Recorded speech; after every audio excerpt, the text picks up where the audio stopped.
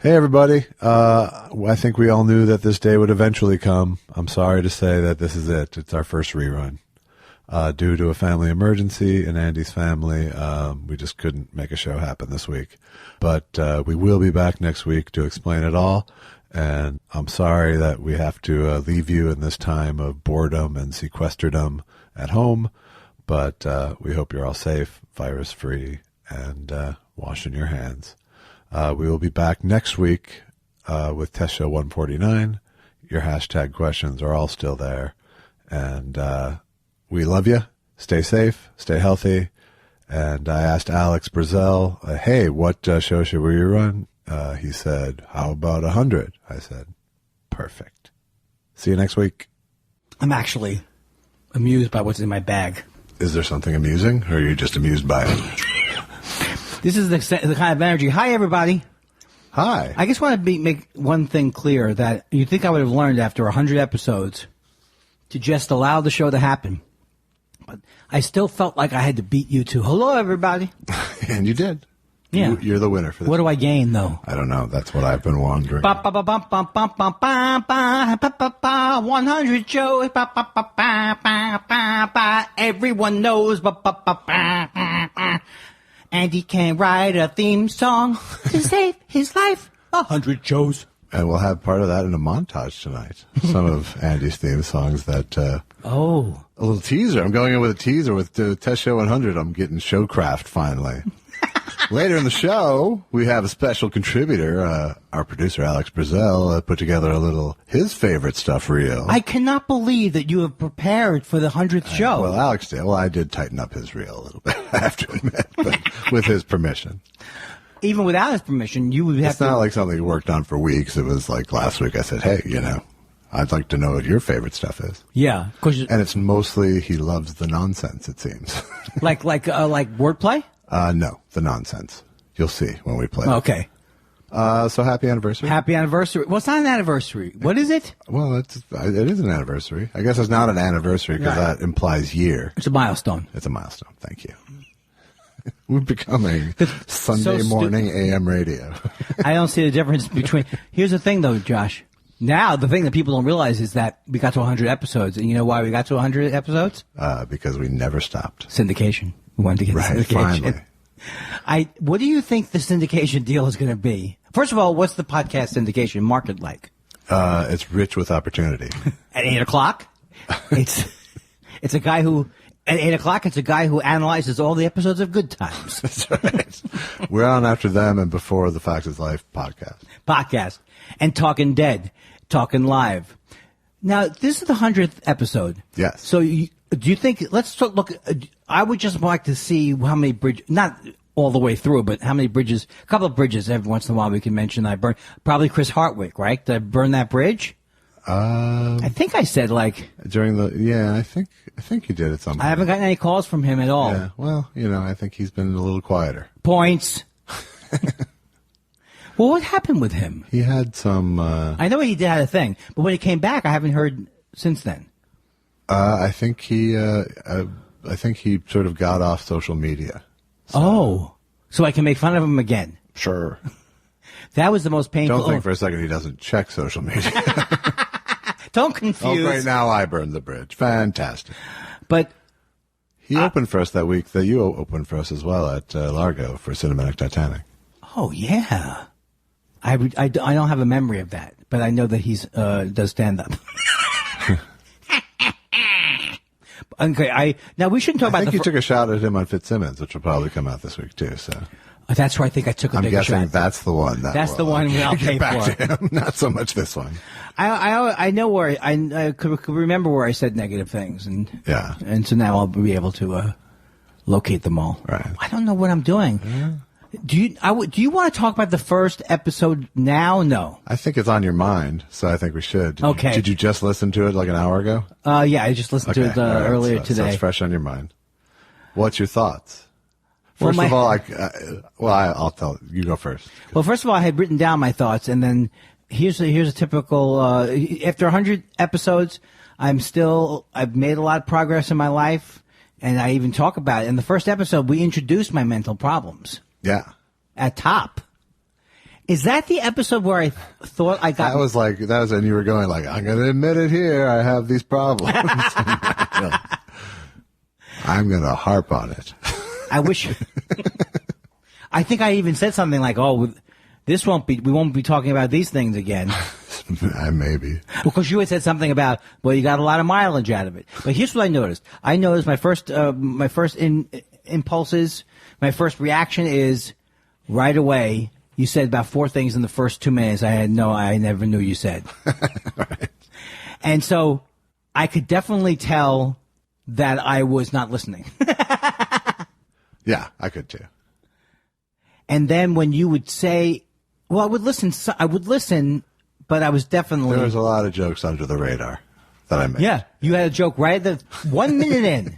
1 minute in, you had an excellent joke that I didn't even hear. Those were some of our earliest comments where I caught that joke, Josh. I caught that joke, Josh. Yeah, because I was also, it's very hard to listen to. Let me say this. It was very hard to listen to yourself. I am not amazed that you edited the show because someone has to do it. But it's not easy. It's not easy. I don't think it's an accurate way for me. Like, I kept listening for how bad I was going to be. That's not a good thing. Yeah. You weren't bad. I mean, it wasn't that different. It wasn't that different. From what we do 100 episodes later. But you're different. I would say you're more different now than the show is. And yes. I'm not talking about a better listener, don't get me wrong. But I do think you were so raw from starting therapy at that point. Right. That was consuming... the things there were a lot of fresh discoveries there. You could feel that. Yes, it was like the beginning of the... You've lived with those discoveries for a couple of years, and you're a much sort of calmer sort now. Well, I noticed something that's still bothering me today in a way about life is like, I noticed that I noticed when I would get defensive, say we were arguing about the thing, right? Yeah. So I noticed when I got defensive. I noticed when I accepted responsibility about some of my Twitter stuff, but there was still a part of me that was like... Oh, your hackles were up. My hackles were up. They were big up. And I felt good because we got through it. Right. So when I listen back to that, I think to myself, I think I had made some breakthroughs in terms of reconciling what I say on stage and how I am as a person. Yeah. But it's still a topic that's very... overwhelming. It's still a very confusing topic. Not a confusing topic, but it's not a thing I feel like, okay, from now on, I know who to make fun of and when to feel good about. It's not that clean. Right. Well, I mean, you're on the hook for this fucking Montreal thing every year, so you have to pick targets. Right, and I would pick targets anyway because right. I do that all the time in my life. Sure. But you're doing it. You aren't just taking. I mean, you had a shotgun approach with Twitter back in the day, and you have less of that now, it seems. I guess it was hard to listen back to how angry I was about certain things. Yeah. It's weird to me. It's like... You were a much rawer nerve. Yes. But what my problem is, and it's a problem in therapy, and it's a problem every day, and maybe it's just OCD, because a lot of times I conclude in therapy, it's just a thing of OCD, is that I constantly... keep thinking I'm better now than I was before, and that somehow leaks into I need to be better. It's like you can't get off of that bus. There's not enough empathy. I don't have enough empathy for myself in the past or for people. I don't have enough empathy in general right. for the human condition, I think, sometimes. Because what is it that I wanted to listen. I knew it'd be some things that were green about it, but it was almost like hurt me. It physically hurt me to listen to me not listen, for example. Like, I go, oh. Yeah, well, but that's the sort of karmic journey of this show for you, Yeah. It's been an ongoing topic for you and me and us between each other, too. It's just... that's sort of baked in for me. Yes. So, if you're worrying about me being angry at you 100 episodes in retrospect, I'm not. No. I think I was way more worried about what your opinion would be back then. Even though I kind of dove in with a little bit, I wasn't super defensive. Like if we really had that discussion like you had just brought that discussion up, Right. I could see me being way more defensive about it. But like a lot of things that I heard you say that were true things about whatever it is, what do you expect to get from it, whatever. Right. I couldn't hear that in the moment. Yeah, but within a few episodes we had gotten to, you're a bigot. Yeah. Well, that's the thing. It never does end. I'm not a different. I was just testing the turf to see like where I could go on that show. It's like because I was, I was obviously trying to ask sort of more, not superficial questions, more provocative questions to you. Yes. And I feel like that some of the insights I had in that very first show were insights I'm continuing to have. I could see my part in these arguments even then better than like a year before that. Right. Like maybe starting the podcast when I was at my worst time period, which I think was like, I don't think you like, it's so hard to say it was my worst time period because it wasn't like depression. It was just everything had, like maybe a year before we started the podcast, everything had just like spun out of control in many ways. It was just. Yeah, you were sort of just coming out of that when we started. Yeah. So kudos to me. But I do keep struggling with this thing that's so frustrating to me. And it was there in the first show, which was like, except it was more annoying in the first show because I really couldn't stop saying, how long have we done now? Right. And what did I just say? Well, So- that was the theme of many of the early shows. What am I talking about? Yeah, a lot of that. Yeah. That hasn't changed. I still am losing. No, but I can edit some of them out now. I know. That's true. I didn't hear, I didn't focus on any annoying sound like, or anything like that. That's good. That you don't think, it felt like you didn't make too many edits in the very first show because I don't didn't. think, because you didn't have much to edit. It took me a few episodes to go, oh shit, I'm going to need to edit this. And then we lost episode 2 and we had to redo it. We lost episode 2. Yeah. Or we lost it. Yeah. The second episode is only like 40 some minutes because we had to redo it because what had happened was I had used the memory card that came with the recording thing and it was just like the tester memory card. Oh, I see. And it So just stopped. Yeah. It got filled up. Yeah. And I didn't know that was that early in. That was our first. I think we've lost 3 episodes along the way. If anyone can find them, that would be a great. Russia, if you're listening. Anyway, there's no way you can listen back to something that was at your first thing without being able to say, I gotta relax on listening to myself. So maybe I'll get better at listening to myself, but it's still kind of hard. Right. But then again. And the first episode. Yeah. But then again, I think since you have no recall of conversations generally, it's the only way you'll hear what the fuck you're doing. Well, that's true too. Would you recommend that I listen back to all? I think you should listen every 5 or so, maybe. Yeah. See if there's any arc happening. Because I have to listen to every one, obviously. That's the thing. It's hard. Some weeks it's really hard to have the exact same conversation over again. Oh, God. When is it easy? But I feel like, I have to protect us. Yeah. Well, I was very aware of trying to listen. That was the other thing I was doing then, which I still do now sometimes, but I'm more aware of that that's what I'm doing. So at least I don't go, what? Now that... My turn? Okay, so you tell... My turn? Yeah.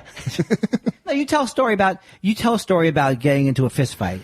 And I feel the need to stop the story every 5 seconds. How old were you? How tall were you? Were you a fighter?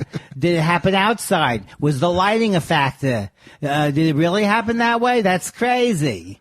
A lot of that. It was bad. It was like, I would have fired me. I would have fired my ass immediately and brought in Bean. I think it's time to forgive yourself. Every 100 episodes, let's cleanse.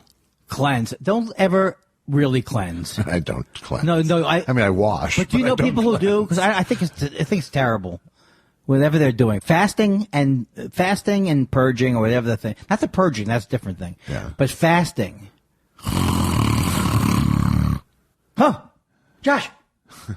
That's my new bit. Oh my God, where am I? It's not a new bit. What do you mean? Although I don't think there was any snoring in episode 1. No, we kept it pretty close to the book. And it seemed like we were almost going into Mr. Weinstein. Yeah, the seeds were there. You could see it going. Yes, yeah. We spent a minute and a half on whether you were J. Elvis Weinstein, Yeah. J.E., and I'm telling you, It made me. I put that right on my interviewing reel. The thing that's amazing is how long it's been. In a way, it is crazy that we did it. I mean, not that we're done, but I think we both had enough sort of self-loathing and self-doubt that we could do something that was so routine-based for so long. Yeah. And I think that you even said why, the geographical ease of it, how close we were. Right. I thought that you should do a magic act because I thought Lucky was outside. I let her out once while you were talking. Wow. I really couldn't be, I couldn't be a Columbo for sure. No. I couldn't be MacGyver. You couldn't even be a Colombian. I'm not really laughing at that. This is my new thing. I noticed I did too much laughing in the first show. I'm going the opposite way now, even if I want to laugh. Good luck with that. Talking to me. Hello. Make me laugh. Go ahead. Okay. Okay, you got me. See? It's not so hard. I'm Tim Conway. Hee-haw. Hey-ho. Hey-ho. Hey-ha-ha-ha-ho. Come on, they're still classics. I still get requests online for the thing. So how was your week? Do you think we wrapped up the memories? More may come up as we go. And but the one thing I do want to... Keep in mind, coming up later on the show, Alex Brazel's Fun Reel. Why would... That sounded like Forrester Brooks. A Fun Reel. My week was... well, first of all, I was very excited about this. I will just stop lying. I was looking forward to this show. Yeah. I couldn't figure out what our assignment was, and even the first time you texted it to me, I'm not good with what do they call it when you initial everything up? See you on the TSP. Yeah. Yeah. So you said TSFH9 number 1. TS number 1. Oh, that's Thought Spiral. Huh? Or Test Show. So then I made these notes. I had such great notes, and I left them at home. Because what happens is, I said I was gonna surprise you and be early, or not early. They'll forget that. I was gonna be here at 9. Yeah. And April Fool's. I didn't do an April Fool's joke with you. No. Oh, by the way, before I came in here tonight, April Fool's brings out my fear of bad acting, so be careful. Okay, but I found out that most of your friends died of a cocaine overdose tonight. What? Yeah. What? Your close family. I'm kidding. JK. That's pretty funny. Now, are you doing a crying person, or is that a laughing person? I have done April Fool's pranks. Have you? Not since my early teens, maybe. Okay, name one thing you did that was good, though. I did Sugar and the Salt Shaker. And we're going for good, I thought. No, that wouldn't be bad. It would be Salt and the Sugar Shaker is the worst. Yeah. Why do you... You went the other way. You zagged. Well, first of all, who has a diner at home when they have a shaker? So you lied. You didn't do that. That's another thing that could be true. Is I don't know if we've talked about doing it with my parents.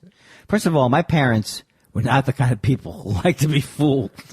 We talked about this on episode 1 too. I think the best practical joke I did was that with my friend Barry and the 43 gallons of gas. When you get your driver's license. Yeah, because you went, and then you had me going with it too. Yeah, exactly. Amico. Twofer. Because of brand loyalty. Oh my God.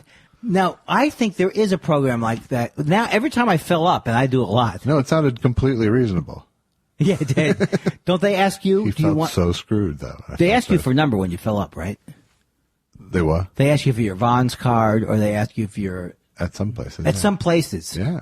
And then this last place, they go, you want to sign up? And I said, no, I don't want to sign up. I can't stop thinking about all the points I could have gotten. You can go back. Do you know what I use points? You know what I use miles for? Points! I use miles to, I'm coming back from Indianapolis. Yeah. And I upgraded I upgraded to a first class ticket with miles. That's the best use of miles. It's the only use of miles as far as I'm concerned. I didn't even know that I could do it. I mean, I used to do it all the time. But they've made it harder. But the thing is, I was reading somewhere, don't allow your points to like sit there because you're thinking you're going to collect them. You don't know, you never know what's going to happen. No, they expire now. Oh. If you don't do some action on your account. So I'm trying to think of it. There was two takeaways. Oh, there was two things that I took away that were pretty funny, I thought. From the first show? Yeah. Okay. One was your massive paranoia about mentioning pot smoking. It was hilarious. That was so weird. It was hilarious to me that if anything registers a change from episode 1 to 100, it may be that. What do you think my hesitation was? You weren't legal yet. It wasn't legal yet. So you're still under the radar. I remember how excited I was. Still covert. It didn't start till 2018? Yeah. Speaking Wow. of which, no, that was water you were choking on. Oh. It sounds like a joint, but there's no joint here. There is no joint here. He's not going to accuse me of what he We normally would lie do. about it like in episode 1. I would lie about before I started doing podcasts, I lied about everything. That's not true. He did. Is that like a Monty Python? Yes, Huh? No, yeah. And what was the other? Did you do both takeaways? No, the other takeaway. The other was, I think you should rule, it was my joke, but it was about you, pre-traumatic stress syndrome. Why wait, really? That was a What great if something joke. doesn't go wrong? That was a great joke. Yeah, I think it applies to you very well. I think you should use it. Oh, okay. You serious about that? Yeah, I don't think it works. But you could use it. Yeah, but it's perfect for you. Okay. And for me, it's, I don't come off as worried That's true. on stage, really. Hey, do we ever decide who's going to take, or are you going to do that joke? Or I'm going to do it. Which one? I was watching the Emmys and, Oh, I think it's in this montage that Alex made. oh, okay. So what was the last thing you just said I should do? Pre-traumatic stress syndrome. That's a great one. Oh, my act is coming off the hook. How's the, do we wrap up the topic? The show. It's never changing, it's right? It's not going to change ever. No, you said it would change if I listened back to the first episode. That somehow would be better. Yeah.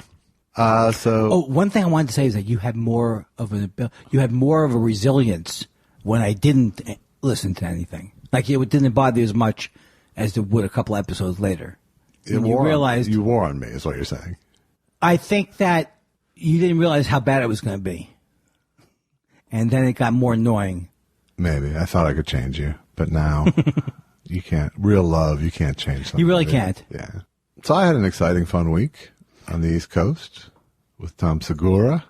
I'm not going to do what I used to do. What just sitting and nodding silently isn't a conversation either. You know what isn't good? What did you? Did you? Well, how about some fucking sincere interest? How about that instead of your self-conscious nodding? That's not helping. I'm not talking. I'm being good. See what I'm doing? This is those scary. That could be. I would watch that scary ventriloquist movie. I don't know what the monster is exactly. Look in the mirror, my friend. Well, the helicopter ride was fun. It was fun. Yes, absolutely. You're lying to me. Something went wrong. Nothing went wrong. It was really awesome. Did you come back? We took lots of selfies and giggled about the fact we were in a helicopter, and then we were in New Jersey. It was fantastic. Why were you in the helicopter? Because it would have taken a really long time to drive at that time of day to New Jersey for the gig. So Tom, in his grand wisdom, as far as I'm concerned, not being the guy paying for it, said I could make that a lot easier if I paid for a helicopter. And then we drove back, but... Oh, okay. Now, how much is He that? also did the same thing with a private jet from Maine to New York after the show on Wednesday night. When are we going to make that kind of generous money? I don't know. I think, step it up and I'll go open for you. Now, as a Jew, while you pay for all that. As a Jew, I need to know how much a helicopter costs. It doesn't matter.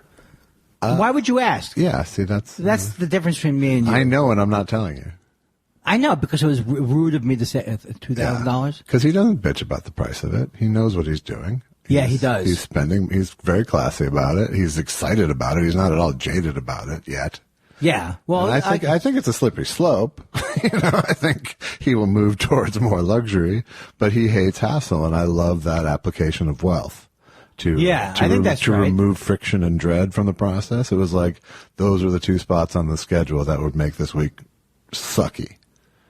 And he could fix them. Because it would have been long, long drives. Yeah, long drives and long, Were they colleges, or what were you playing? No, we were playing theaters.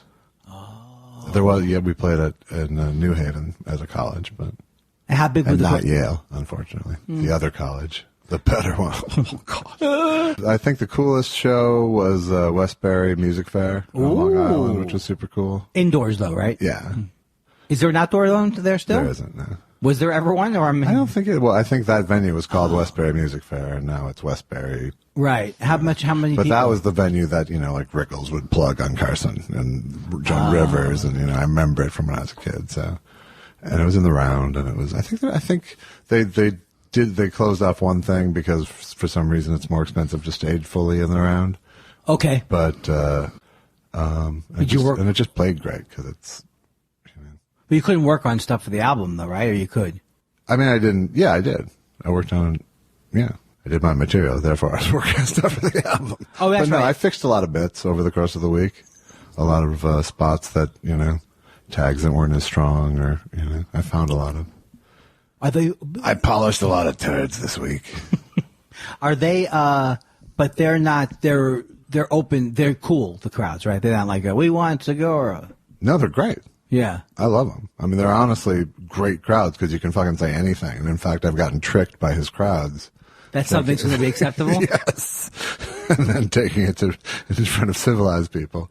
But they're both smart and willing to listen to just about anything. They're smart and not and very hard to offend. How long does he do? He was doing like 75 minutes. Sometimes. And doing a combination of older stuff and new stuff, or Almost all new stuff. That's pretty good. good. Almost all stuff that there was some stuff that that he was doing for the last special that he didn't put in the last special that I think has made its way back in. Mm-hmm. But other than that, it's not stuff like on his other specials. right? I didn't know he was getting ready for. I was just wondering, is he getting ready for specials, or is he doing a combination where? Like, I never understood that thing where you just work on new material. He gets it up on its feet incredibly fast. Oh. He had after his last special, which I had seen a lot of that set and talked to him a lot when he was doing the special itself. And I worked with him a couple months later at the Ice House, and he had about 45 minutes ready to go, of new stuff. That's amazing. So he gets, He's prolific. he is prolific, and he, if you give him a tag, he'll try at the next show. Yeah. Let's go. You guys have a great relationship. I don't know what I'm talking. I sound like a bad National Geographic or something. It was very nice of him because I specifically said, "Hey, can I do a week close to the album?" And he readily said yes. And then it was a fun week, and he treated me very well. So Is he on? thanks, Tom Segura, who will never listen to this podcast. But How do you know he doesn't? No, he doesn't. But does he go out a lot on the road or not? Or just what? he's going out a ton this year, and then he'll probably won't go out much next year. He has a kid, right? He has two. Unbelievable. See, these people, they have lives, they had a career, and they had kids. In fact, and his wife's at Acme this week, and I'm there next week. And what am I doing? In fact, when I say this week, I'm there this week, people. If you're listening to this in Minneapolis, St. Paul, come out to Acme this week. Acme Comedy. I'm headlining. I'm doing my album on Wednesday and Thursday. This is a very important thing. In fact, I think you should promote this during this podcast. I think I just did. Ba-ba-bum-ba-dink, ba-ba-bum-ba-dink, ba-ba-bum-ba-dum. Sketches. I like comedy. So, what's next? I forgot what you're doing next week, though. I mean, not real time. Now we're back to fake time. Fake time. Real I'm time. going to Acme next week. Fake time, when you hear this podcast, which comes out on Mondays, you should be getting your tickets for Minneapolis. Why are you confusing it? It's not even that I confuse it. I managed to cheapen it. I managed to make it sound worse than you said. Just try to promote something later in the show, mister. I don't know. I'd like to. Early on, I blamed it on the fact that I could Just because you can't get your album out. Well, interesting you should bring that up, because we finally overcame the last legal hassle. There's nothing blocking me. I'm glad you know that thing that's been keeping me from doing it, right? Right. Totally worked it out. There's no problem. Excellent. Yeah. So that's behind me. What was it? I mean, it was like so emotional. I don't want to talk about it. But when my album does come out, do we know what your album's called yet? No. No idea. Okay, so you're accepting. Sorry, I didn't mean to shut you down, but I don't know yet. Do we know what we're This is like the third week you've asked me. So. I know it gets old, but I don't ever listen back, so to me it's fresh. Right. How about now? Why don't we take up valuable air time now and come up with it? Do you have our next assignment? Do you have any ideas for assignments? This is what they're doing for Maddow now. This is the whole Rachel Maddow every time they do a promotion, Yeah. do I know enough about this? What am I trying to find out here? Is this true? Am I on to the right part of it? Have I said it the way it is? And that's the whole 30-second commercial. You had quite a spiel rolled up there. Did I get it right? You did. Did I sum it up correctly? No. But would that make you want to watch somebody if you just... No, it wouldn't. I'm answering every Yeah, question right, now. exactly. Okay, what in fake time, what are you doing next week? Don't you have to leave early in the week? I'm leaving Monday for Minneapolis. God, I'm so what stupid. the fuck is Here's so the thing. hard about that? Here's the thing that's stupid about it, even worse. I was going to offer you... I said, you want to do a spot in the show that I'm doing at the Pleasure Chest. Have you done the Pleasure Chest yet? I haven't, no. Okay. But it's on April 9th. Yeah, I'm gone.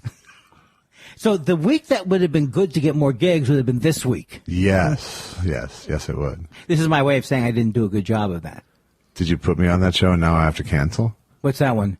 No, I almost did, though. Okay. I almost put you on. I almost did. And I was, what is it about this day that doesn't work for me? I am doing 2 shows at the Improv this week, though. And when they can't go back in time and see them. No, I'm telling you this for conversation's As a real person. sake. As a real person. Yes, in preparation. Are you doing the lab or the real? I'm doing one of each. I'm doing the lab on Thursday and a late. It sounds like probably a very late set on Friday. On the lab?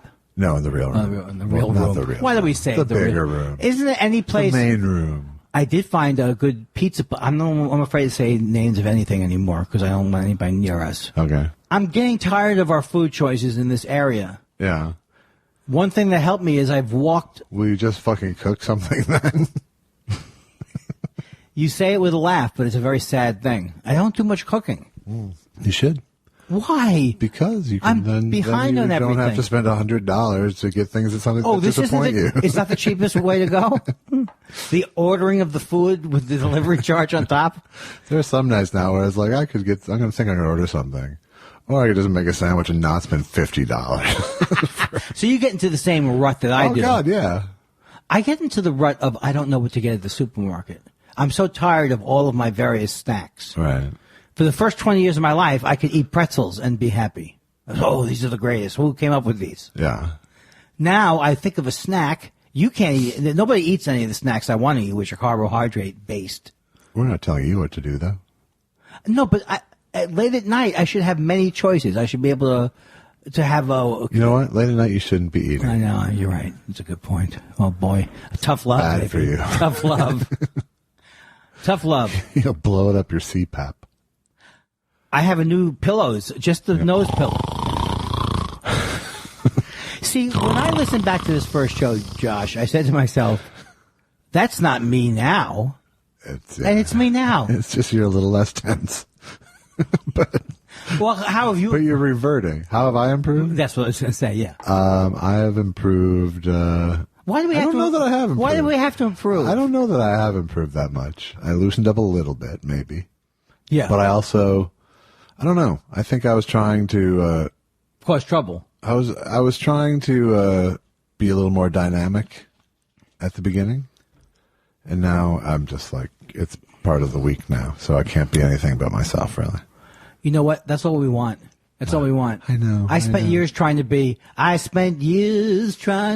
You know, Andy Levy was sickened. He said he was sickened by me singing hello. He said it did violence to him. Hello. Now he's planted a grudge seed that won't go away. No, he can't be in the hate pit. So how about let's talk about Alex Brazell for a second. A lot of the listeners don't know him. That's right. He's the... Brains? Yeah, I think that's strong. Brawn?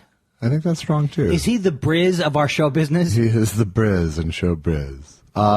Alex is the producer of the show. What that mostly means, I would say, is I send him the mixed show. Yeah. Already you're demeaning him. Well, I mean, we talk about on the show what I do. So I'm trying. Well, he doesn't have a chance to say what he does on the show. Right. So I'm speaking for him. Right.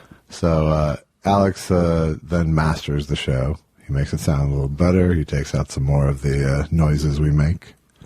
And, is that a skill that's hard to? I mean, why? I'm not saying this to be weird, but why don't you do that? Or is it separate? Because he's using software that okay is easier to use. I'm using really rudimentary cuts. I'm not doing a lot of, it doesn't require a lot of fancy, but Right. he can see the whole sound spectrum and pick that stuff out. That's good. So, I'm bullshitting. You can't even compliment and let it go? And he makes sure it gets delivered to you. To the person at home. Yes. He's the one who uploads it for us, has it streaming to all the places it needs to stream. That's good. He's our partner in bringing you Thoughts by Early Tweet. He also is a funny man, and he also is a very New Yorkie. He is. I also met Fanny Cohn on this trip. How was that? That was very nice. Oh, I see what's happening now. You're doing things without me. Yeah, well, that's The problem. Yeah. That's the Where was her fingers office? crossed. She came to one of the shows. I met her before the show in Westbury.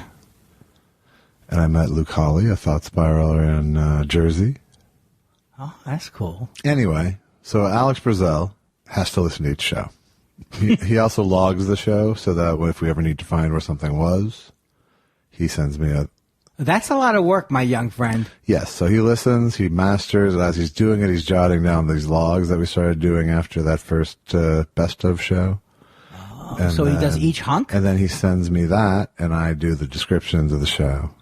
Somebody Send is him working. that, he posts it. That's the process. That's behind the scenes at Thought Spiral. Anyway, that's boring. But Alex isn't. And so he made this reel of his favorite moment. This is since the first Christmas, which is the first best of. Oh, it's great. Are we going to listen to it on the show? We're going to listen to it on the show. It's actually a pretty long chunk. It's about a 20-minute thing of his compilation of his favorite stuff. We probably should listen to the whole thing, right? I already have, so I'll play it for you. So here's Alex Brazell. Best of. Best of. Thought Spiral. Live from the 818 area code. It's Thought Spiral, featuring your favorite spiralers, Andy Kindler and J. Elvis Weinstein. And the Loud Jew Orchestra. Okay,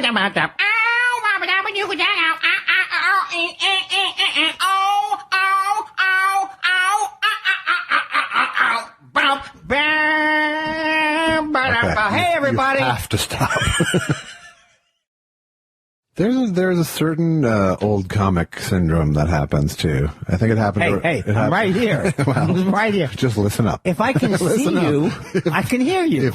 Talk to your doctor if any of these symptoms apply to you. Ask your doctor if retiring is right for you. But there's a thing, and I think with the old jokes around town. Go. It was implied. Okay. Old man syndrome. It's just this thing of it's the faulty logic of I was funny, therefore I am funny, and therefore if I say it, it's funny. Yes. Robert Klein kind of went through that. He just, everything he said was first thought theater. Everything. Who came up with first thought theater? That's mine. It's so cool. I use it all. First thought theater. Yes. When I put that on my album and cut you out somehow, wow. Yeah. Well, I didn't know about the restless leg syndrome. Yeah. Do you have that too? Probably not. I don't think so. And so I have to keep a pillow in between my legs. Okay. When I sleep. So your legs Aren't you could rest. sorry you asked me? I know, but I know just the pillow you should put between your legs. Oh. That'll take the life right out of your legs, the My Pillow. Oh. Restless legs? Try getting some rest there with the My Pillow. Your neck goes, and you're gonna want to wash it. Your neck goes, It's not good. It's not good. Your neck goes, oh, I see that. Yeah. And look at your head's going down right there. That's not good. That's not good. You'll wake up, you'll go, oh, my head was down all night. I love the way he says, I even tried memory foam, as if there's more than 3 or 4 varieties of I pillows. tried memory foam and the curve didn't match my neck and it probably won't match yours. What a negative guy. Doesn't he claim that he's a positive American? I tried memory foam. Well, he doesn't talk that way, right? He talks Minnesota-like. Oh, yeah. Oh, yeah. Hey, choo-choo. And you know what that sound means, Andy? That means you're going into your Dennis Miller. Miller on the 6s. What if we record? Hey, there's a lot of traffic on the 405, cha-cha. Careful. There's a SIG alert. Hey, We'll be back at 12 after. It's Miller on the sixes.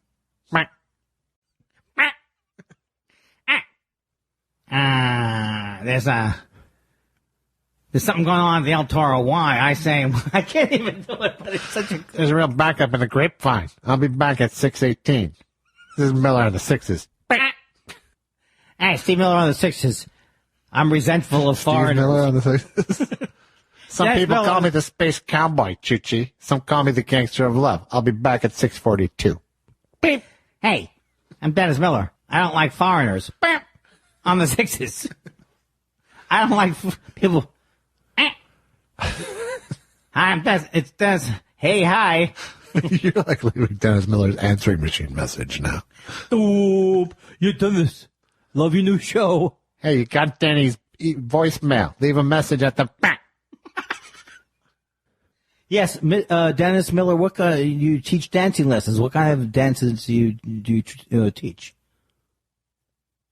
I do the cha-cha-cha-cha. I know you weren't crazy about doing the bit, but you still did it. The cha-cha-cha. He said cha-cha. No, I prefer the merengue. And merengue is from the movie Tin Men, Bucci. Bocho. Here's tired Dennis Miller. And this guy's like a guy who read a very long book with many pages. Choo-choo. Hey, Dennis Miller on the sixes. Poor people are horrible humans. See you at 6:12. Bang. Hey, fella, you got a thought? Does that thought wanna spiral? Hey, fellers, it's another week of the Thought Spiral Show. And here's your host, Josh. Amelia Fox has a request. Foster Brooks as the Price is Right mountain climber. I would never climb a big rock like that. You can fall. Oh, give it a try. Yeah. Yodelity-yodelity-boo, yodelity-oh, yodelity-boo, yodelity-boo, yodelity-boo, yodelity-boo. Is that close enough? It's very good. I just realized, though, that Forrest Brooks had to arbitrarily pick something that wasn't really that much more difficult to say than the other. Just outside Rochester. Yeah, you're good at it, though. Thank you. Yeah. Okay, guys, I'm going to need to hear Dennis M. do Karen, not as a song, but as a one-sided conversation with Karen. I need this. Hello? Hey, Karen, let me tell you something. What? You're not stable. You're a troubled chick. You make Reagan from The Exorcist look stable. Wow, that's a little harsh. It's a little harsh. And I'm not the man to help you, Karen. Why? In a crisis, I'm like Gilligan when the headhunters show up. You need someone to help you belong. You need someone to help you be strong. Cha-cha. I can't help you be strong. Choo-choo. I'm like a can of peas for Popeye, not spinach. You had to tag it with not spinach. Is it time for Old Jew Man Medical Corner? Yes. Okay. And now it's time for Old Jew Medical. I got a pain in my hip. I got a thing in my gut. What hurts this week? What hurts this week? Let's check in with two old Jews and go, Ouch. oi. Oi. Oy vey. All right. One of the listeners turned that into another hit song. Hit Thought Spiral song. What if I repeat what the line is? Okay. Will you teach it to me in Australian? They look like dress pants, but they aren't.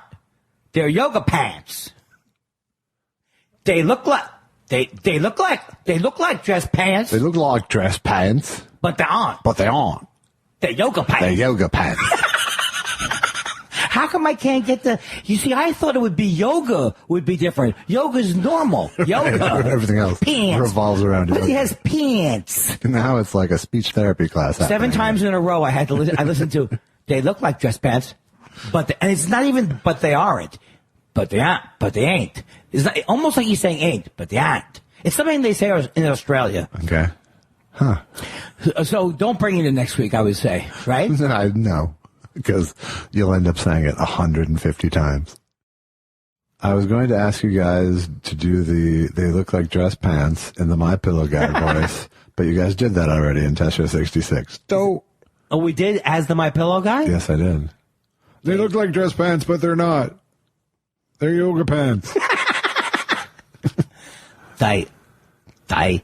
They look like dress pants, but they aren't. They're yoga pants. They look like dress pants, but they're not. They're yoga pants. I can't believe, though, you still drew the line at me playing that clip on the show. Yes. They look like. They look like dress pants, but they're not. They're yoga pants. Oh, you're getting better. We're doing ads for the yoga pants. That's all you. Every week we're doing. It's a great. You know what though? That I make fun of it. I have pants from there, and I have shirts from there that are still my favorite shirts. They look like doll pants, They look. but they're not. They're human pants. They have my pants. Today, and I think you know this. I woke up today. I didn't so far. I looked on Twitter. Yeah. And I find out that I'm going to be in Glendale, Arizona on Thursday. Glendale. That is fucked up that you don't know what gig you have this week. That's like the second time in a month.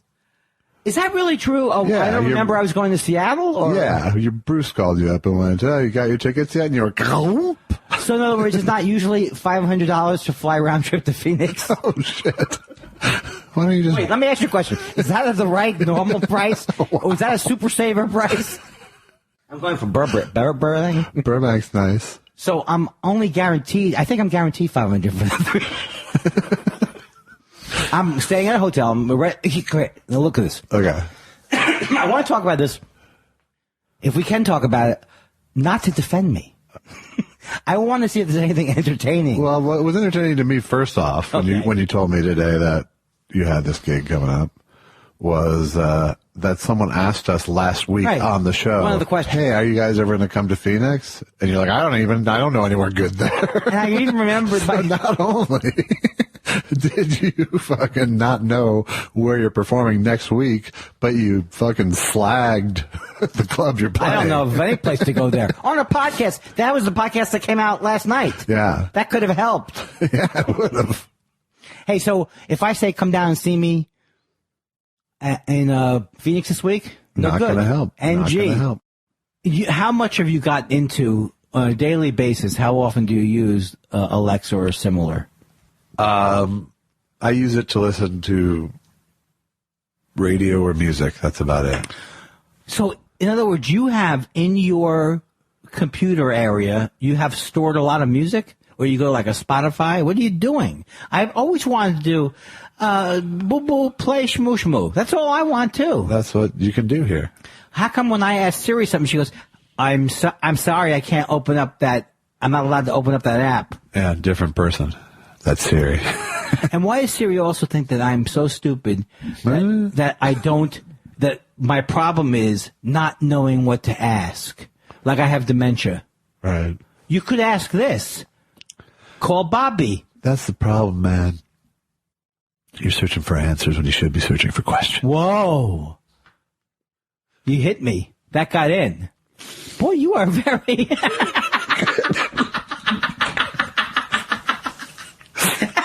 I gotta go blow my nose now. That was good. I appreciated cracking you up. Now, you know, folks... That got in. I've never heard before. That got in.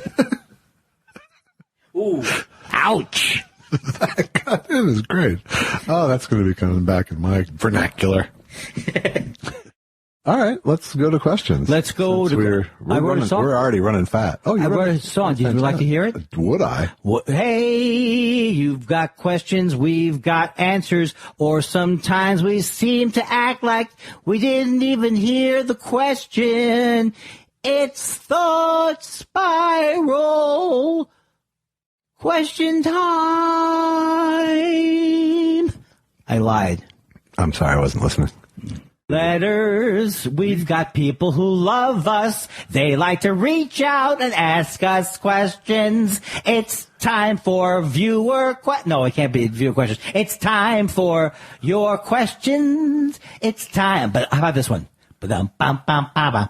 Hey, everybody who likes giving feedback. Maybe we don't need a song. Not so much.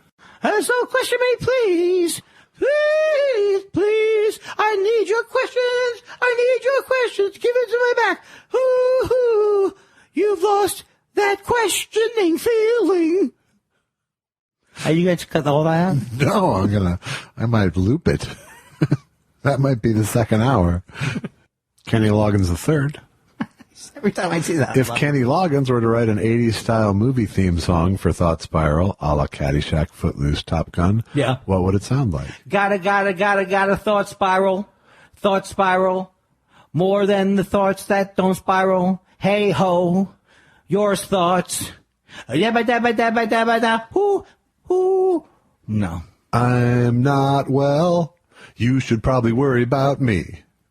I'm going to... I don't know. What song is that? It was Caddyshack. Did Kenny Loggins write that song? Yeah. Oh. Okay, this is getting worse. I'm all right. Yeah. I'm all right, yeah. Yeah, that's what I was referencing. I'm beginning to think... I zagged. You went right to I'm not well instead of I'm all right, you see. Oh, that's why you're the king of song parodies. That's why I'm the king of song parodies. I loved Lady Gaga and Bradley Cooper. Yeah. I loved them. I thought I wanted to be right in the middle of their menage a trois. Yeah. And I wanted to take the third verse. Sha-sha-sha-la-la-la-la-lo. Sha-la-la-la-la-la-la-lo. Sha-la-la-la-la-la-la-lo. La-la-la-lo. I read today that their chemistry is actually doing a tour. That's a great joke. I think the song is great. To me, better that than this Mary Poppins thing with the Mary Poppins and I'm back again. Hula hoo hoo ha ha ha. I'm Mary Poppins and I'm back again. I brought more sugar. You got medicine? Or my other idea is to put on a chorus line at a Gelson's and just, you know what I'm saying? I can do that. I can do that. Here's the meat aisle. God, I hope I get it. I hope I get it. My favorite one, you told me the Rent, that's the greatest musical. 6,045 second minutes in an hour. 4 million hours in a I can't pay my rent. What's up with the rent? I'm really getting nervous. The rent's coming soon. Is that one of the songs? Yes, right after I just got my blood test. Wait, is that a joke about... Just move on. Okay. Lease with an option to buy. Lease with an option to buy. Hey, landlord, what you trying to do to me? Or any songs in the Rent like that? They're all like that. Hey, landlord, what's your problem? I remember I do this. First of the month, first of the month, it's time. I did this. Here's my impression of people in musicals. I don't have to sing that well because I'm the neighbor's wife. I'm supposed to be a regular fella, so that's the way I sing. See? I saved that. Have I said that on the podcast? No, it's fucking... Saved it. I think good. I would be the right person to run an Andy Kindler sitcom over literally anyone else. I think we have an idea for a show. I mean, not we. You had an idea for a show that I like a lot. It's called Andy Kindler's Handsome. Were you afraid I was going to give it up? I didn't know. You know why? Because I have no social graces. You don't exactly. Yeah. You're not dripping with discretion. No. Hey, Perush, if you're going to collect the best lines of the podcast, you can't do any better than you're not dripping with discretion. I'm not going to walk home and listen to a crime podcast. No, you're not going to walk home. I know. Because it's dark and something spicy might jump out at me. At Clay T1000 says, Something spicy. Lou, come see my... Lou, have you seen my new collection? I'm not going to look at your... Lou. I've fallen for this before. No, it's just a regular picture. I'm Lou. not going to look at your pictures. No, it's a National Geographic. Oh, okay. Oh, I'm a bad boy. Stinky. and that is it. Wow. That is the Alex Brazell collection. It's a like long I said, cut. he likes our nonsense. I don't think I've ever listened to all of my singing before. Yeah. And I can see why people are upset about my voice. That was fun. It was actually meant to be an intervention. It took me so long to figure out where the live studio audience came from. Yeah. But then because my mind's like a razor trap, I was able to put it together. Well, sort of. No, I got it wrong. You said Minneapolis. What was wrong with the Minneapolis? It was the improv, then? yeah. Yeah, it was the improv. Well, Alex, thank you very much. Now, I don't know. You're going to include the whole thing. I say go for it. It depends on what the thing. Okay, sure. Fine. Yeah, what you just heard, they'll hear. Okay, it's a little long. It's a little long, I know. Why are we cutting? Why are we worried about the length? Because how much do people want to hear from Had us? we been better before we played that, Yeah. I go, yeah, it's long. Oh, I was thinking we wouldn't be able to wedge any more material in after the opening. I know. I think the fact that there's no fanfare, that people don't know that we did I mean, I think we need a PR push. Well, we have a week. I'm going on Gilbert Gottfried's podcast tomorrow. I'll certainly talk about it there.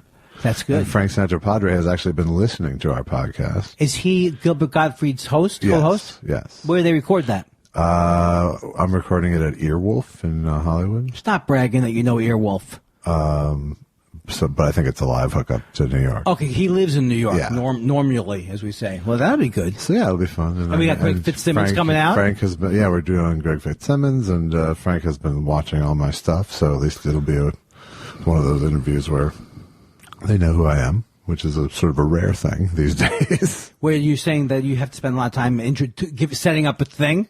No, but it's rare that people will do a deep dive on your work before a podcast. That is not usual. Yeah. It's He's rare. been literally listening to our show, and he likes our movie reviews a lot. It's just so good. So that'll be fun. And then, hopefully I'll steer away the topic of me Why? pretty quickly. This is your time to Shine! So I feel like, just in the tradition of things, I feel like I want to take a break, even though we just listened. Yeah, we could do that. That would be good. But I was thinking it might be fun to play, let's play some listener music. That would be. Oh yeah. I think I was going to do the top three listener submissions, and I think we're gonna go. Are we going to listen live in the studio here? Yeah, sure. Yeah. I think number 3, I'm going to go with Emilio Fox's Thought Spiral rap, and it's going to sound a little something like this. We're on? I think we're on. You're on. We're on. I'm recording this week. We on? We're on. Monday, time for Josh and Andy. 2 Jews, 2 mics, and some high chew candy. Make a pot of coffee, trust me, it'll come in handy. Andy said that to his wife on his wedding night. Now he goes to therapy to get his mind right. Andy smoking pot, tweeting the Russian bots. If you ask what he said, he probably forgot. Josh Weinstein is a motherfucking pimp. Mock movies on TV when he was a little kid. Now he's making docs better than Michael Moore ever did. Every week they analyze current events, then they throw in some impressions and some funny accents. Minnesota and New York to the Golden State. They won't ever sell out except to rhombus space. And he always forgets to plug the show, so even though they're known across the globe, they have an audience that's smaller than the suits of Jimmy O's. Jimmy O's, that's why this show will never go viral. Remember the name, they call it Thought Spiral. The following podcast is audio. Oh, that is sweet. Awesome, isn't it? I love that song. Got me excited about myself again. And he never knows where he is at the thing. I'm not a good rapper. Okay, so I think number 2 is going to be the Ryan Spratt music, along with Jack Moves, doing the Thought Spiral song, they call it. I like it. You're fighting the good fight badly. Yes, I'm fighting the good fight badly. Memory foam makes you lose your memory. Why does that make you laugh, Josh? Because it hurts to cry. Thought Spiral, it's gonna go viral. That's fantastic. One of these days. Mr. Andy Kindler, tell me which celebrity's been troubling you. You see how I'm in trouble right now? That's my problem. Weinstein keeps hoping, leaves space open so we can sneak a little joke in. Change his middle name to Elvis just so his initials wouldn't spell out J-E-W. And that's why I still love you. Thought Spiral, let's put up a paywall Here's the way the paywall will work. to see if podcasting pays off. Thought Spiral's gonna go viral. Anything but.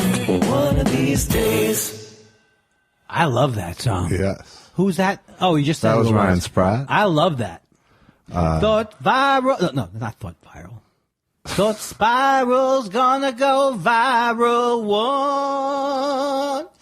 one day. Ow. I wonder what the number 1 song is going to be. This one just made me laugh the most. For those of you who haven't been listening the whole time, Andy described what was his worst song, he thought. By his own admission, I guess? Is that his worst song? It is. Well, there's other songs that no one's have heard that I think might be worse. And the legend of Karen was born. And this is from Danny Yost, who, as I recall, had some health problems, and I hope he's feeling better now. Me too. And this is Karen. I wanted to be someone who was known for writing the greatest songs of all time, for having a voice that I liked. Karen, don't waste your time on me. Karen, don't waste your time on me. Can't you see? You need somebody who will help you belong. You need somebody who will help you be strong. But Karen, that person isn't me. Yes,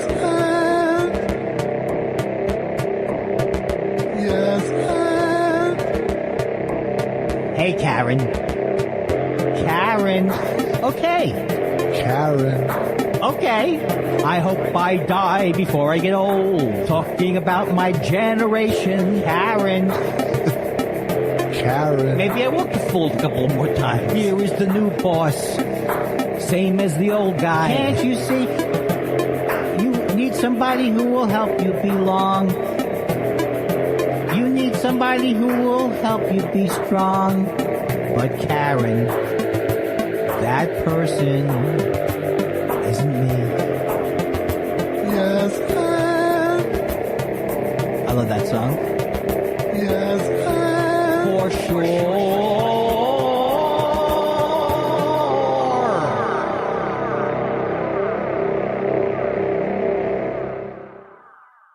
I love the sound of For Sure continuing on. Yes, your second worst song.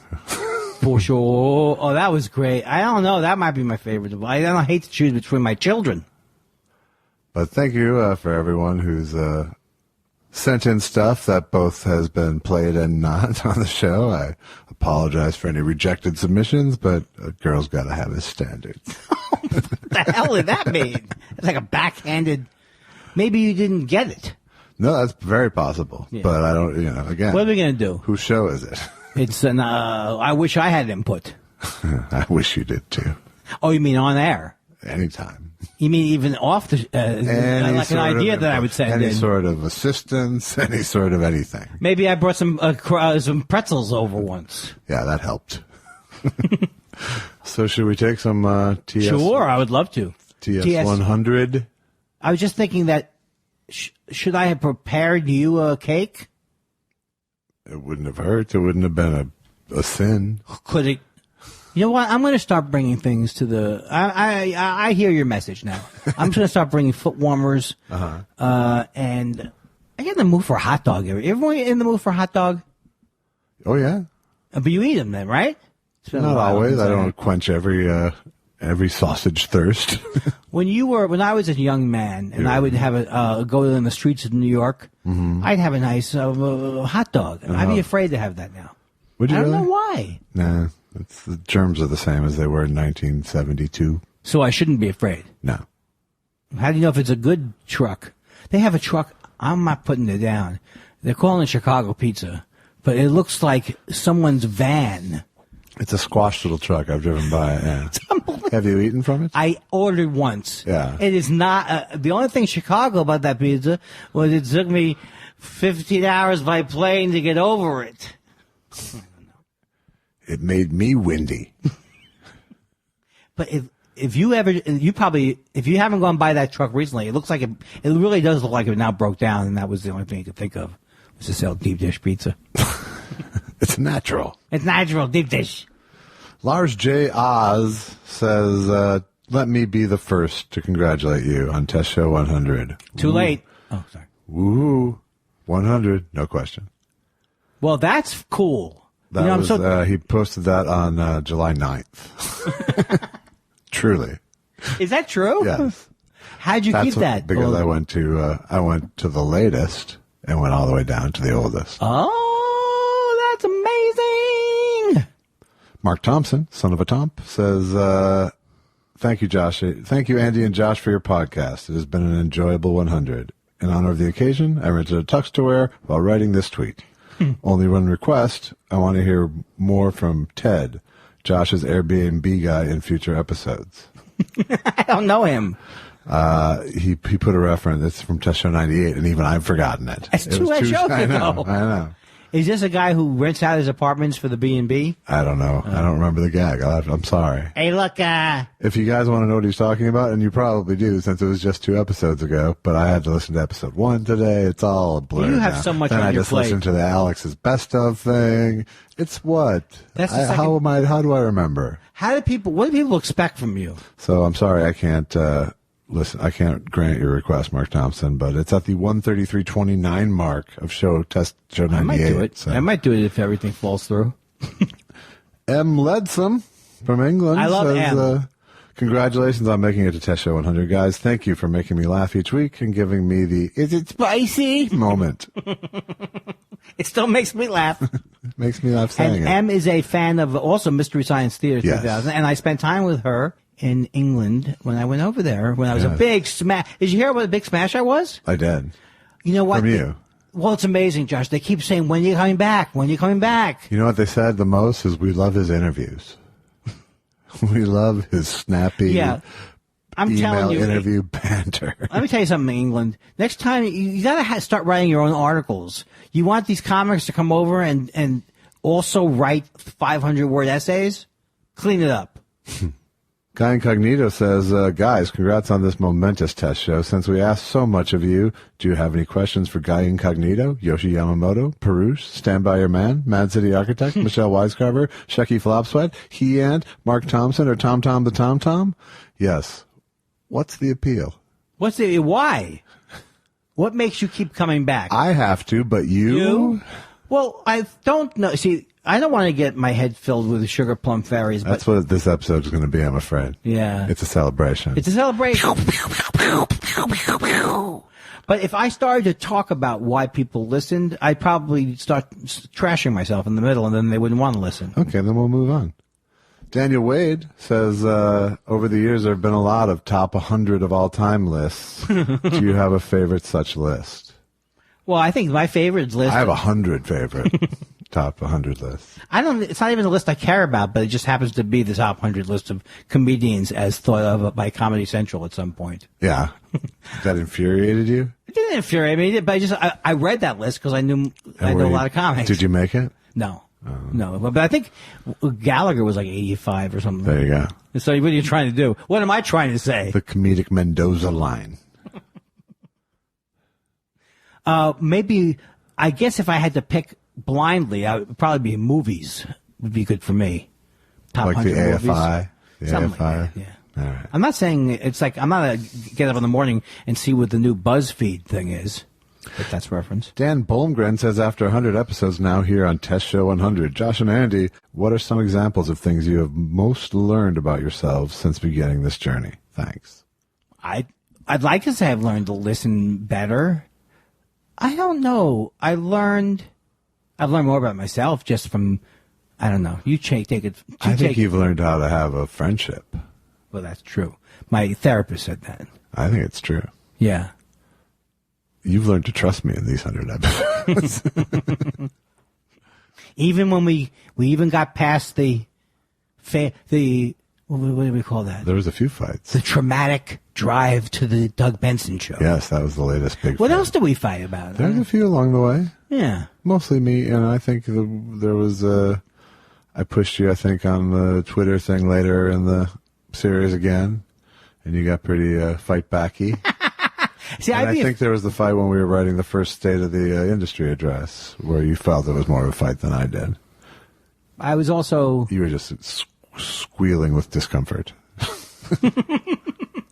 Well, the thing I've learned in my life since we started the show, which probably helps the show, is to focus on the one thing that you need to do during the day and don't try and fix everything else before it. So that helps me on therapy. It helps me with the podcast. But I still want to be able, here's what my dream would be, is to be, I've got 7 podcasts worth of topics to talk about. This is my dream of how I would be. Just ready for everything every day. But I'm never going to get that good. 3, maybe 3. Johnny Nonsense says, congrats on Test Show 100. When my band has a bad rehearsal, we would have a good show. Have you experienced omens or have any superstitions or habits when it comes to performances? I think I have. I don't think I'm superstitious, but I think that we do start the same way every time, kind of, because it works and things, right? What do you mean? Like your opening line? The way we start the show, like, I'm fucked up. Isn't that what he's asking? He's talking about performing. Do you have any superstitions about performing? Yeah. Not related to the show necessarily. You drink Red Bull most nights. No, I've got. I would say that I've. I'm talking about stand-up performances. These are. What is the matter with me? I can't understand what you're saying. Okay, yes, in stand-up performances, I always usually drink one Red Bull, but I don't have any routines. You always go over your cards.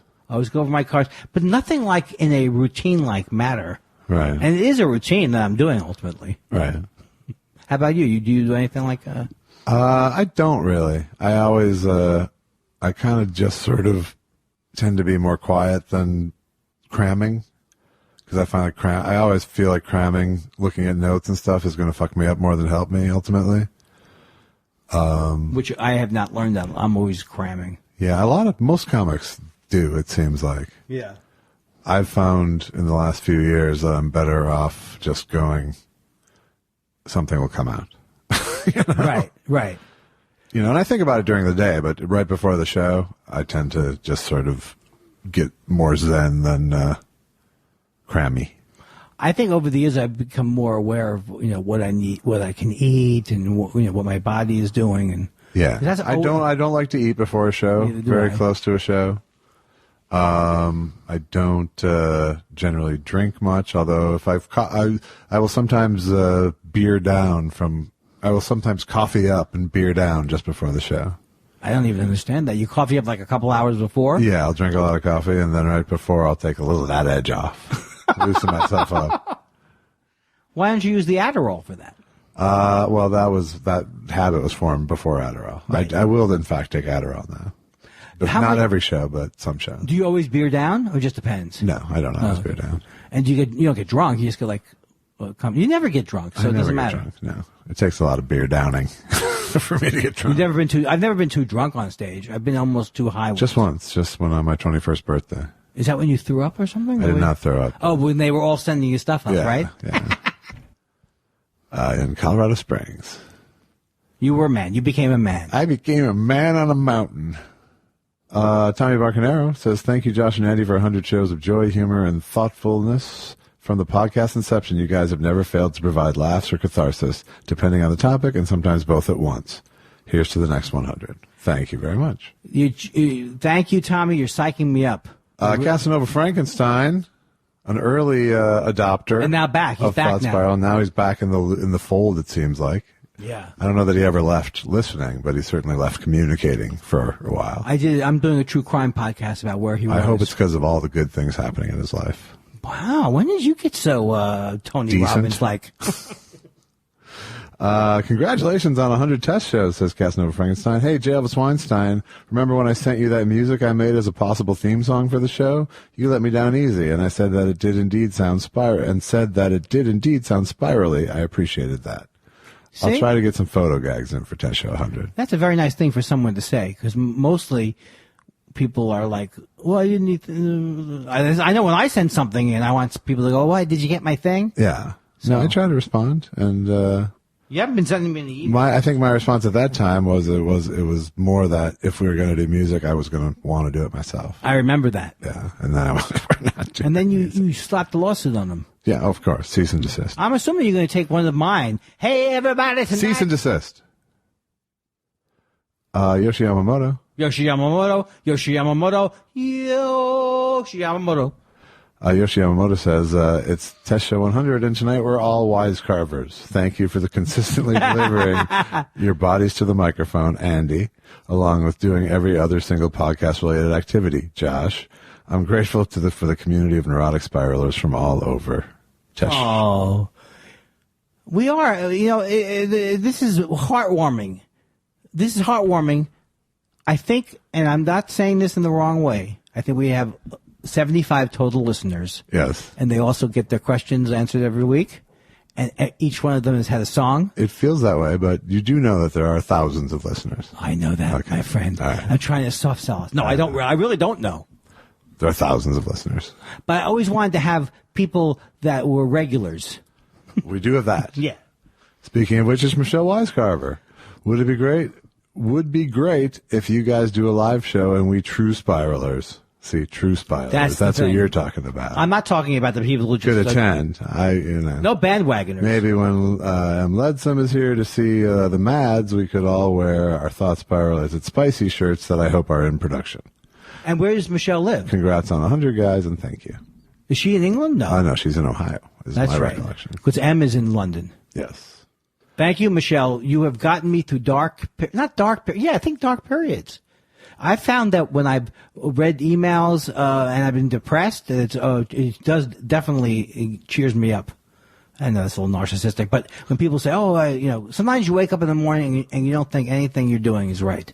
Yeah. I don't sometimes. But then when I think of all the joy, Taking a break from all your worries sure would help a lot.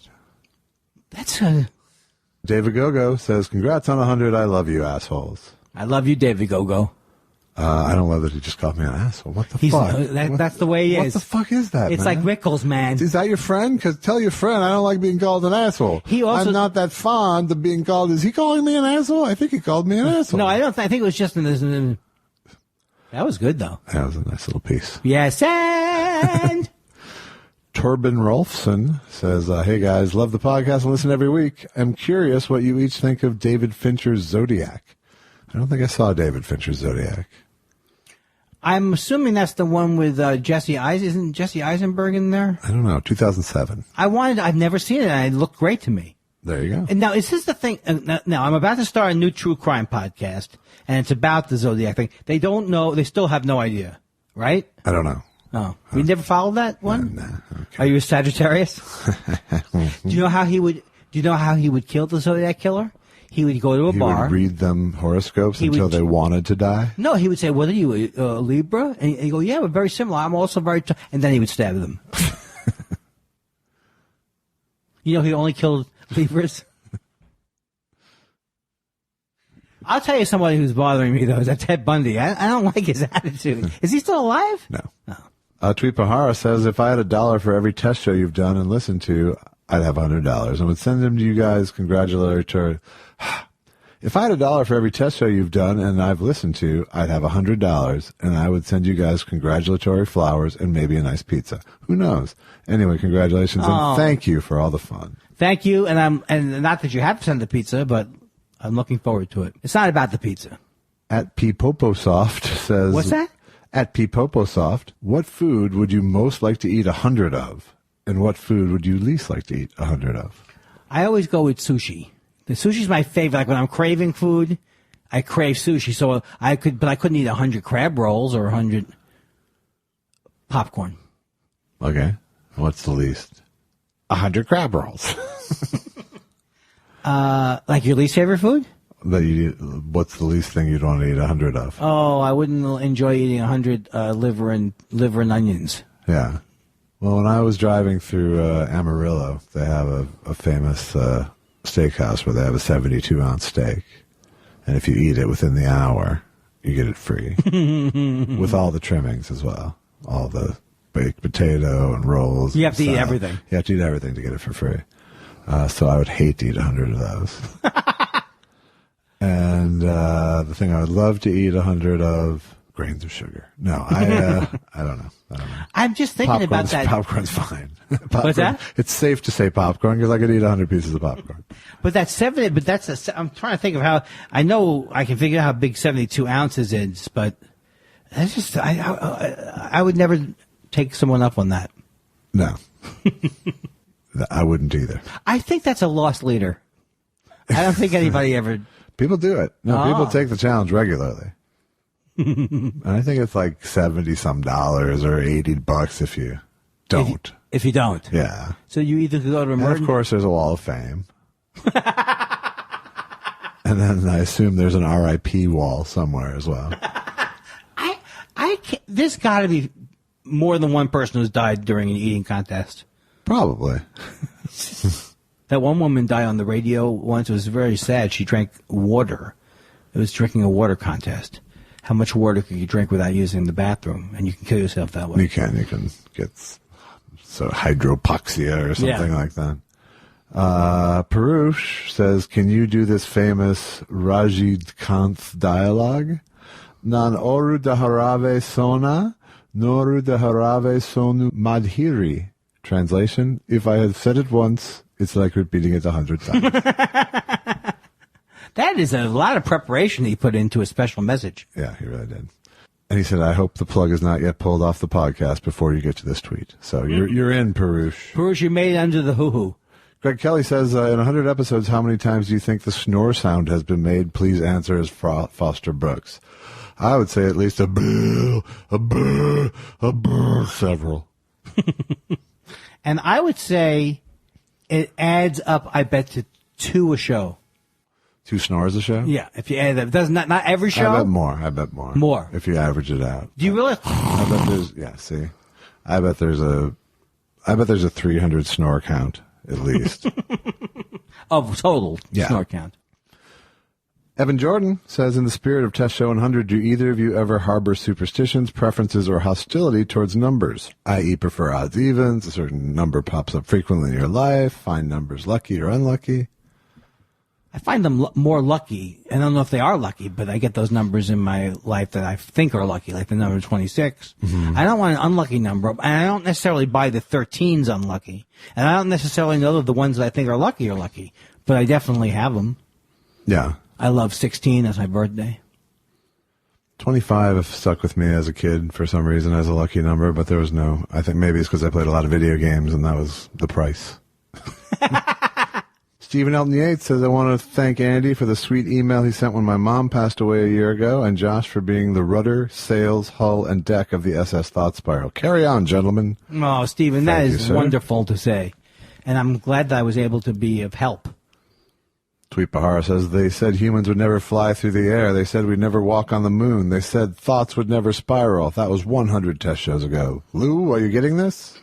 Lou, are you getting this? That's fantastic. Stephen Elton Yates also asks, other than each other, what comedian would you want to deliver your eulogy? Well, first of all, I reject the premise of other than each other. Belzer. I love Belzer. I think Adomian should do it for you. Oh, Adomian. That's right. Yeah.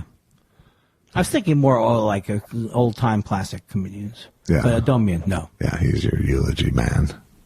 For me, I don't know. Maybe Frank Conniff. I'd like Adomian to die in place of me. I think Frank Conniff will dance on my grave and be happy that I could never order well-done fries again. That in bothers his presence. him. Oh, God, it bothers him. Do you not order them when you're with him? Oh, I do. Hey, that reminds me. It's not my job to babysit his fries. That reminds me of Tin Men. It is a very Tin Man Yeah. sort of grudge he holds. Which it's sort of the breakfast. Perush would like to go on the record as saying his favorite Thought Spiral episodes, Tesho 7, 12, 16, 17, 25, 34, 39, 47, 49, 52, 59, 67, 73, 76, 82, 87, 96, 97, 98, 99. Are you kidding me? We are on a hot streak, people.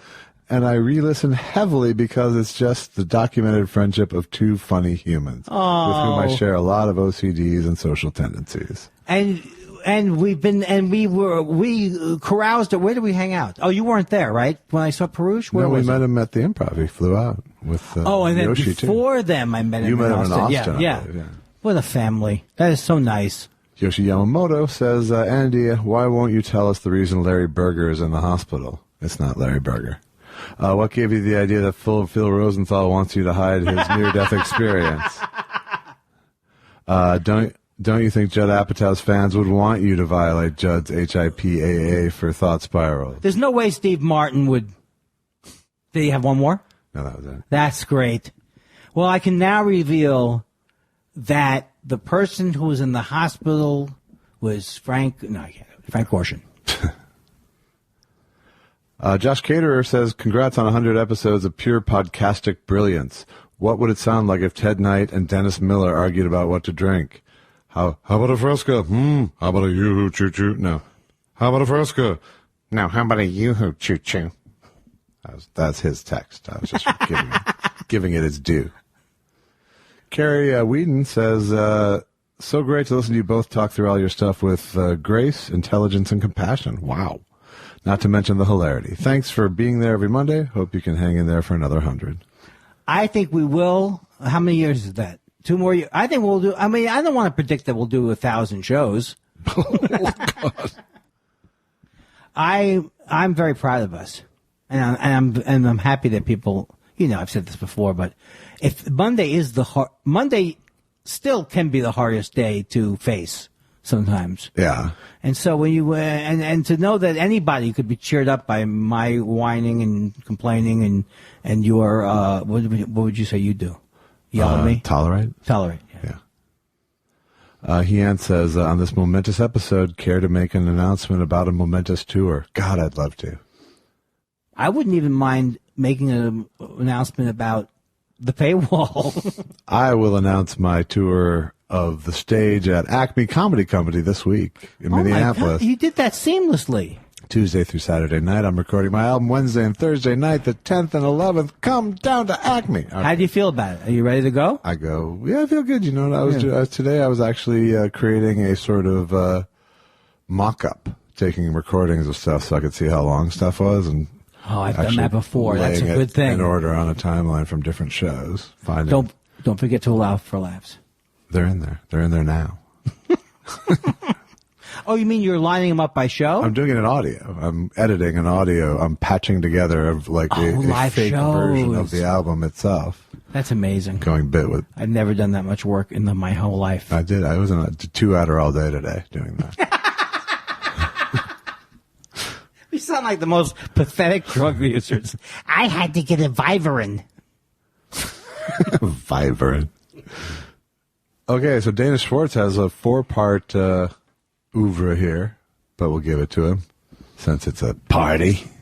You know what? We don't care. We're not going to Larry King people. The last 2 years of being able to sit in on a conversation between you two every week has brought great joy into my life. I'm sure every other listener feels the same way. It's like we're each being included in a close group of friends sharing the same concept of what's funny. This is what makes this podcast a success, and it is so greatly appreciated. Barring future court order or physical attack, I'll always be a fan and at least some level of friend. Hope to meet Josh in person some, which I expect will be as meeting Andy. All my best wishes for future success. P.S. If I may speak for the Rochester Chamber of Commerce, the city greatly appreciates the tourist boon generated by the earlier shows. I hesitate to say how much hundreds of thousands have benefited. Your pal Dana. Oh, that's so cool. Thank you, Dana. And the way you described the show, I would like to think of the show that way. Take a moment. Let it in. I think you may have elided a couple of things, though. That's a new word I learned. Elided. I think it means leave out. Okay. Like that? It wasn't a shit joke. I don't know what it mean. It was me not saying something mean. That was you. I'm so disappointed in myself for thinking it would be. Bilal Zafar says, congrats. I know your friend Paul Feig now. I lied to him and said I know you both, but I've only met Andy once. Hope that's okay. Fine by me if you defraud Paul Feig at this point. No, absolutely. Use my name a lot. Speaking of Paul Feig, he played drums on some of the tracks that I posted on my SoundCloud, J. Elvis Weinstein SoundCloud account. I posted a bunch of cover songs there. I can't play them on the show. So on SoundCloud / J. Elvis Weinstein, there's songs from the Burbank Butcher's Arms Band with Gruber and Paul Feig. There's some covers from the Depreciators. Check Go them out. listen. I like that idea. I think I saw a clip of you playing bass or I don't know. Was it the Loves Me Like a Rock? I put that on Yes. Twitter. Yes. Yeah, it wasn't video, but no, there's one that's just a photo of you and then you heard the music. yeah, it's the photo from that account. I was very disappointed because I thought you were going to move around. Yeah, I never do. So Luke Hawley, who I met in New Jersey, has this to say. If you had to change jobs, would you rather be a cop or a soldier? And Andy, can you tell the story you told on Hound Tall about your first erection? Congrats, guys. Here's to 100 more. Well, I probably told it here, right? The first erection is that I remember. I mean, I must have gotten erections. Shut up, Annie. Just tell the stupid story. But this is a true story from my life, is that I was like, whenever you get the erection on, I got very scared. I went, it's up. And then my mom yelled from the other room, don't worry, it'll go down. There you go. I had those moments with my mom, too. Leave it alone was kind of, I think, the answer. Well, they never explained it to us. Well, what would be the point? Yeah, how would they say it? Yeah, if you're that young. You start getting little boners before it's a sexual response. I think that's what this must have been. Yes. It was like, oh my God, do I have some kind of a built-in Swedish Army knife attachment? Swedish Army. Swiss, knife. I meant to say Swiss. Pipopo Soft, the One-Wench Rebellion of 1590, also known as. I know Andy hates They're Coming to Take Me Away, haha, and with good cause. But do you guys have any other feelings about Dr. Demento and or novelty records in general? I like Dr. Demento. It was one of the things that reminded me of when I first moved to L.A. I listened to a lot of it. So I was always, and in fact, I think I've said this, he had a contest for the best song. I think it was about the best song, whatever. Yeah. So I sent in the 3 Mile Island. I recorded the 3 Mile Island song, which I know it doesn't matter. But anyway, I need to hear what's the hook. I was 3 miles high, but now I'm 3 miles low because I've stared into the mirror and I think I'm starting to glow. I got the radiation, the nuclear radiation blues. He's got the radiation. Well, I'm losing all my fingers and something like that too. And then my favorite line was, my 3 eyes are crying because my mom has been exposed. She's tearing at her fingernails and ripping off all her clothes. It's a hilarious song about my mom being exposed. It's the theater The First Thought Theater Blues. Can't think of a second joke, so the first one's the one I'm gonna use. Yeah, but I'll stand by 3 eyes of crying because my mom has been exposed. Yeah. I'll stand by that lyric. Okay. You stand by that. But what did you think? A picture of you in that joke. What did you think? But you didn't have Demento, maybe. Yeah, I did. I loved him, and he went to high school with my father, so it was always had that extra sort of. Did you meet him at all, or never met him? I've tweeted back and forth with him. I posted a picture, his high school yearbook picture on Twitter before. And you're like, oh, you must be Mir's son. Oh, was he a nice guy? He sounds like a nice guy. I think he's a nice guy. Yeah. Is he? So he's obviously from that area. Did he start the show in that area? I don't think he did. He started out here. Yeah. But, here's my Dr. Demento impression. Oh, I'm Dr. Demento. These songs are crazy. Ooh. And now here's Mashed Potato Symphony with the ukulele. That's sort of emo Demento. That's right. Lara, congrats on the 100th episode. Do you have a favorite stand-up album or special you've listened to about 100 times? I've listened to Mitchell Together a lot. Yeah. I haven't listened to anything that I'm addicted to. Honestly, the only stand-up album I can say I listened to probably close to 100 times. I'm going to say it. I'm going to say it. No. I'm Bill Cosby. I'm saying it. Bill Cosby is a very funny fellow, right? And he had the mashed potatoes. I haven't listened. That's with the one with Russell, right? No. That would be to my brother Russell, who I slept with. It was the first one. It was the one with Superman and with Noah and. Yeah, it was fucking great. Yeah. But he's a rapist, and I can't listen to it anymore. It's a sad ending. That's what I call a tragedy. Such a moron. That's Andy's compilation album. That's what I call tragedy. That's what I call. Emily Burton says, congrats, may there be 100 more. Chaotic Neutral says, instead of asking, I'm sorry. Thanks, Emily Burton. Thank you. I don't mean to just buzz through these. Because we're getting so many compliments. We're making it's hard to take. Chaotic Neutral says, instead of asking who you'd like to run against Trump in 2020, I'd like to know what you would just barely vote for instead of Trump. Like you really have to think about it. For me, it's either Mike Tyson or the BTK killer. Thanks and happy.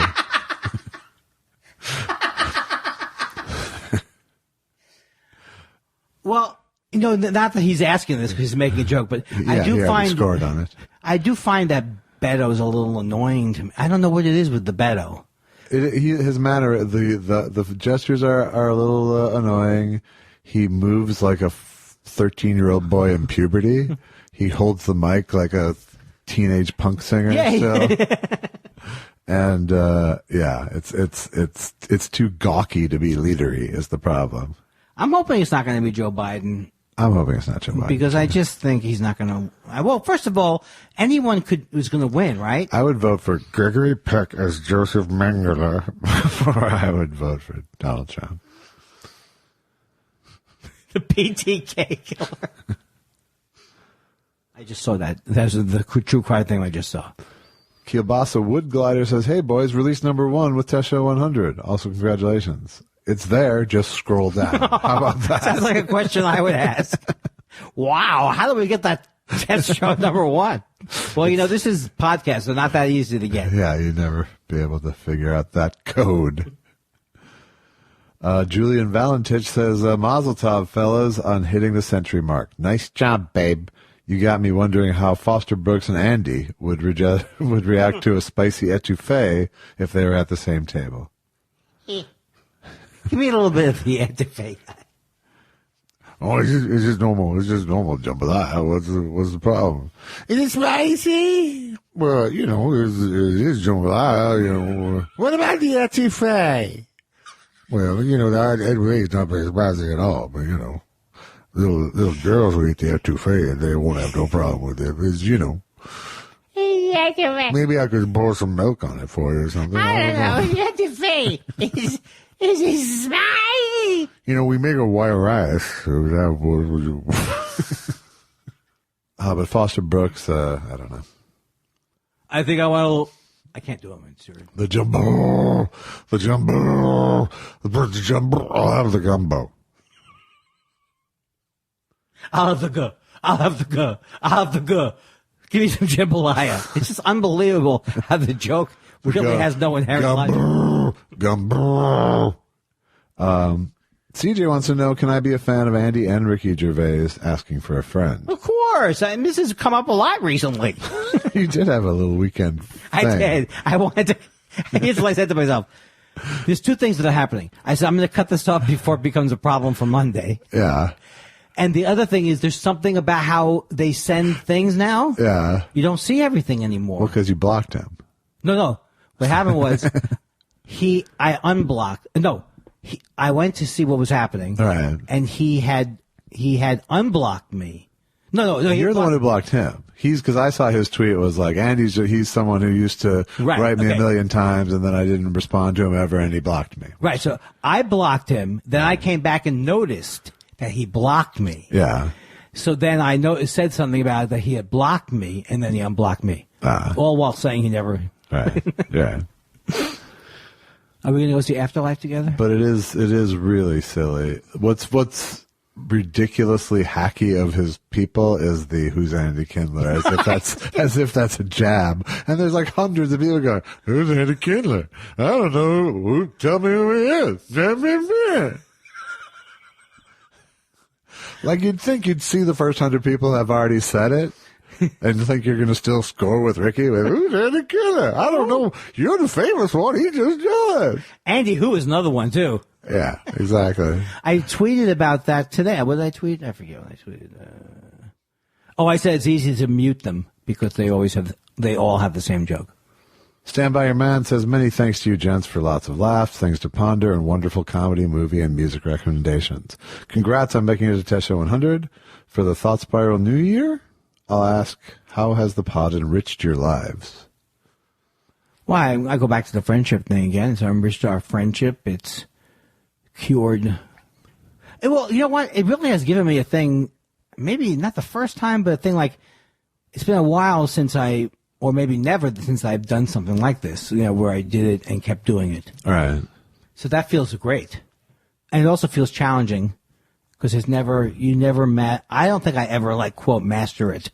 Right. And I think I'm going to, if I have a good week. Right.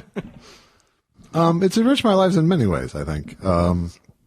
And subtracted very little, Yeah. It's taken up some time on some weeks where I didn't want to do it, but that wasn't that big a deal, But it's, it's product, and that makes me happy. I don't mean to cheapen it by calling it product. No, but I know what you mean. Being It's out able there. to put something out every week and be consistent about it makes me proud and makes me feel like I'm fulfilling my mission in part. And even on slower weeks, to know that I at least am putting that in the world makes me feel better. I think it's definitely, helped me tune into my sense of humor more. I think it's probably made me more confident as a speaker of comedy. I think it probably got me to wanting to do an album again. I think it definitely got me that movie role. So, I don't know. I decided a few years ago that part of what I just need to do is start putting my vibe into the world instead of everyone else's. Yeah. Curating other people's vibes and seeing what happens from that. And this was definitely a big part of that. And the other thing I think is amazing is that it's the challenging part of it, because if you look at something like this or anything, it's like it's a week. It's like every Monday. I can't wait to get over to Josh's house so we can.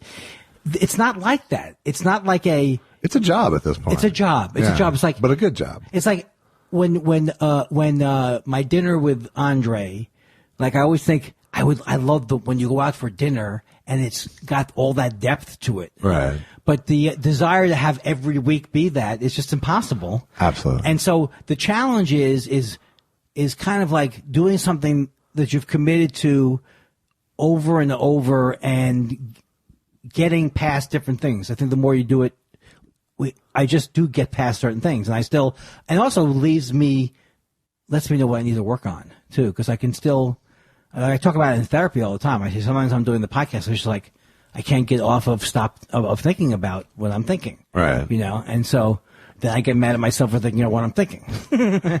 So it's something that is, and also I'm glad I did it now as opposed to, I was upset that I didn't do it early because I could have maybe, but now I feel like I really wanted to do it just to do it. There was no reason. Like, Yeah, it's you've because got to everyone do was this. telling you to do it, kind of. Or Yeah. everyone else was doing it. Or we're hopping on some trend that's $1 million trend. So No, I think it was the right time just because it would have been a whole different show if you had done it 5 years ago. And also just the thing that I was able to move to this area and to be in the same area. So many things. I used to live in the South Bay. I never used to do anything because I couldn't see anybody. That would limit things. Yeah, now you're just emotionally remote as opposed to physically remote. Yeah, but it's. Jim Meehan says, Andy, how was the jambalaya? Happy. Congratulations on the 100th. The jambalaya was a little. I was wondering. It was just normal jambalaya. It's just normal jambalaya. Thank you.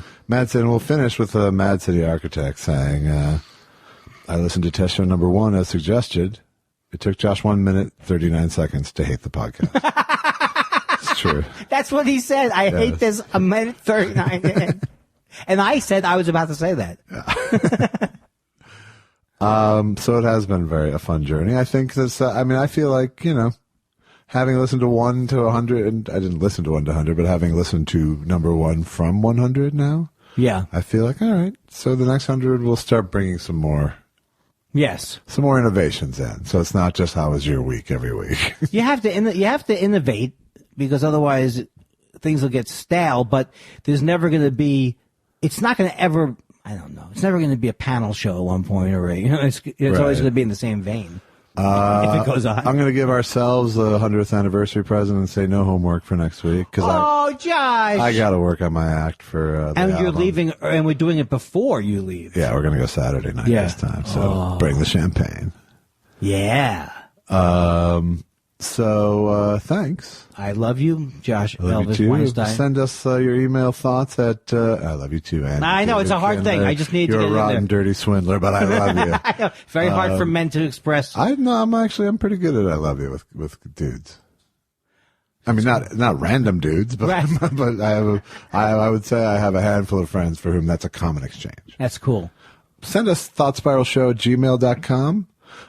Send us Thought Spiral on Twitter. Check out our t-shirts. Soon we'll have the some It's Spicy kind of t-shirt, but in the meantime, there's always 2 Jews, 2 mics, 2 hours. There's the First Thought Theater t-shirt available. It's quite a collection at zazzle.com/thought_spiral. And come see me at Acme if this you're week. listening anywhere in the sound of In the our- upper Midwest, please come to Minneapolis. you have to get there because it's time to care. I don't know what it turned Something into. like that. Anyway, we'll keep going with these thought spirals. This is just a number. 100's just a number.